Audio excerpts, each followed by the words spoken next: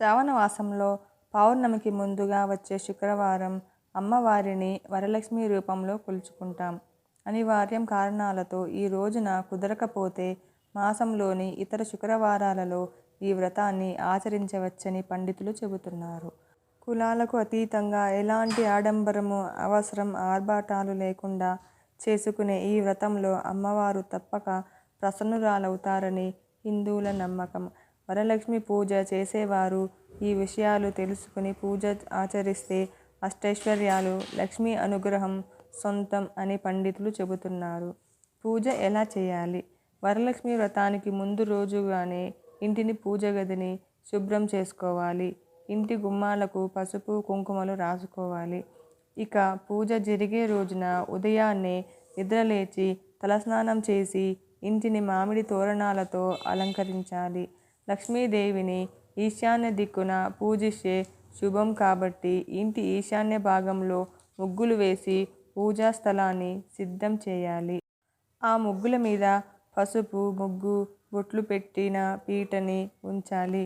దానిపై కొత్త తెల్లటి వస్త్రాన్ని పరిచి బియ్యం పోసి కలశాన్ని ప్రతిష్ఠించాలి. కలశపు చెంబుకి పసుపు కుంకుమలు అద్ది దానిపై కొబ్బరికాయను ఉంచాలి. పసుపు ముద్దతో అమ్మవారి మొహాన్ని తీర్చిదిద్దే ప్రయత్నం చేస్తే మరింత మంచిది. కొబ్బరికాయతో పాటు కలశంపై మామిడి ఆకులను ఉంచడము శుభసూచకమే. అమ్మవారిని అష్టోత్తర శతనామావళితో పూజించిన తర్వాత తోరగ్రంథి పూజ చేస్తారు. ఇందుకోసం 3 లేదా 5 తోరాలను సిద్ధం చేసుకోవాలి. ఈ తోరాల కోసం దారాలకు పసుపు రాస్తూ తోర పూజలోని ఒక్కొక్క మంత్రం చదువుతూ ఒక్కొక్క ముడి చొప్పున 9 ముడులు వేయాలి. వాటి మధ్యలో కుంకుమ బొట్లు పెడుతూ అలా కుంకుమ బొట్టు పెట్టిన చోట పూలను ముడివేయాలి. ఇక పూజ సమయంలో అమ్మవారికి ఇష్టమైన ద్రవ్యాలు ఆవు నెయ్యి అంటే చాలా ఇష్టమట. అందుకని పూజలో ఆవు నేతితో చేసిన దీపం వెలిగిస్తే మంచిది. అలాగే ఆవు పాలతో చేసిన పరమాన్నం కానీ, పాయసం కానీ నివేదిస్తే అమ్మవారు ప్రసన్నురాలవుతారు. వీటితో పాటు మన శక్తి కొలది తీపి పదార్థాలను అమ్మవారికి నివేదించవచ్చు. కొబ్బరికాయన్నా, అరటిపండన్నా కూడా లక్ష్మీదేవికి ప్రీతికరం కాబట్టి ఈ పండ్లను కూడా అమ్మవారికి నివేదించడం మరవకూడదు. వరలక్ష్మి పూజలో భాగంగా అష్టోత్తర శతనామావళి, మహాలక్ష్మి అష్టకం తప్పకుండా ఉంటాయి. వీటితో పాటు కనకధార స్తవం, శ్రీ లక్ష్మీ సహస్రనామం, అష్టలక్ష్మి స్తోత్రం చదివితే అమ్మవారు మరింత ప్రసన్నురాలవుతుందని పెద్దల మాట. ఇలా నిష్టగా సాగిన పూజ ముగిసిన తర్వాత ఒక ముత్తైదువుని అమ్మవారిగా భావించి ఆమె ఆతిథ్యం ఇవ్వమని చెబుతారు. వరలక్ష్మి పూజ రోజున ఇంట్లో శాకాహారమే భుజించాలి. ముత్తైదువును సాగనంపిన తర్వాత భోజనం చేయాలి. సాయంత్రం వేళ వీలైనంత మంది ముత్తైదువులకు పిలిచి తాంబూలం ఇవ్వాలి. అమ్మవారి పూజ ముగిసినా కూడా ఎట్టి పరిస్థితులలోనూ ఉద్వాసన చెప్పకూడదు. అలా చెబితే ఇంటి నుంచి లక్ష్మీదేవిని పంపించినట్లే అవుతుంది. కలశానికి ఇరువైపులా ఏనుగు ప్రతిమలను పెట్టడం మర్చిపోకూడదు. ఏనుగు ప్రతిమలు లేని పక్షంలో ఏనుగు రూపంలోని పసుపు ముద్దలను కానీ, పసుపు కొమ్మలని కానీ అమ్మవారికి అభిముఖంగా ఉంచాలి.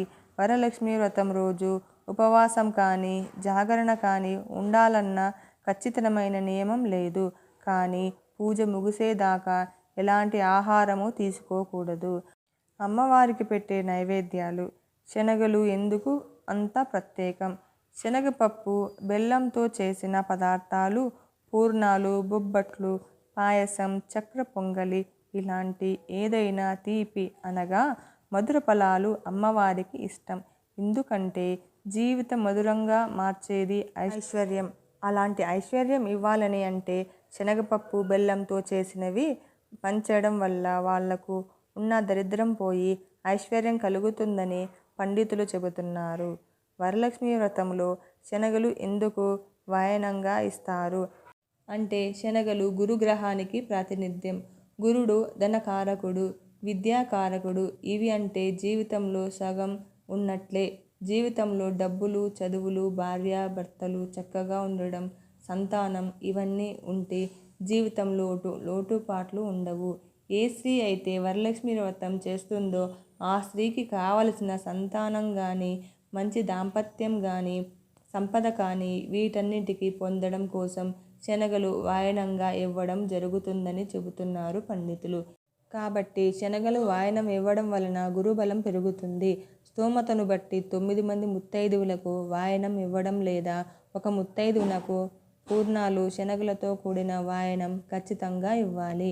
ఇలాంటి జాగ్రత్తలన్నింటినీ తీసుకుని వ్రతం చేయడం వల్ల ఎటువంటి అమంగళము జరగదని పండితులు చెబుతున్నారు. ఈ వీడియో కనుక మీకు నచ్చినట్లయితే లైక్ చేయండి.